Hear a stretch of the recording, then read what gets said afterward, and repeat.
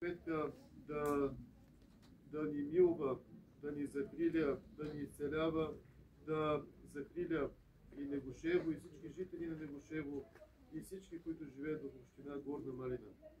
В утрешния ден почитаме още един български светец. С много български светци е изпълнен този месец. Светия преподобен и богоносен наш отец Йоан Рилски, звездата на България, този ден като патронен празник на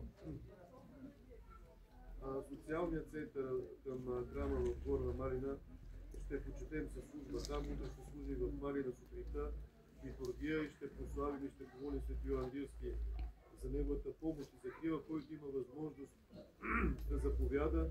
Утре сутринта ще бъде службата там.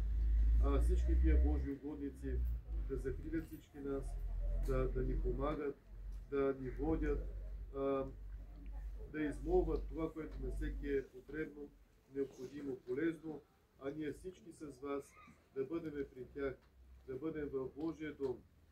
Виждате, че това е нашата сила. И ако мога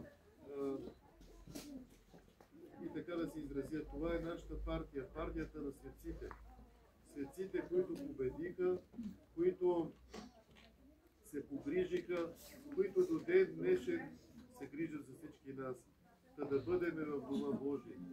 И ние да бъдем при тях, да бъдем там, където е спасителният кораб, който ще ни преведе през всички трудности на живота ни, Църквата Божия.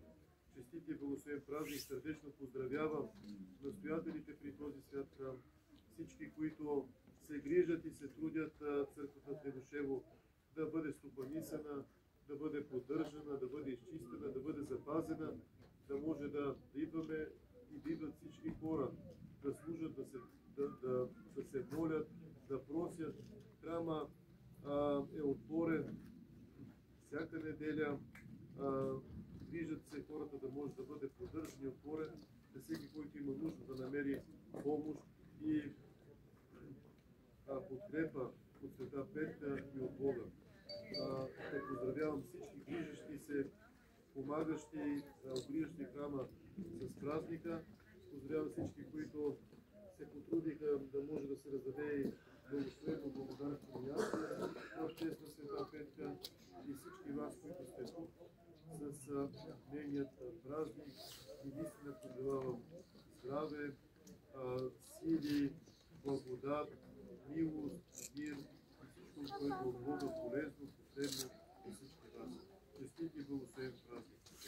Благоденствен и мирен живот, здраве и спасение и във всяко добро дело успех подари Господи на всички, които живеят в Негошево, на всички, които са тук на молитва и се молят, на всички, които живеят в община Горна Малина, и запази всички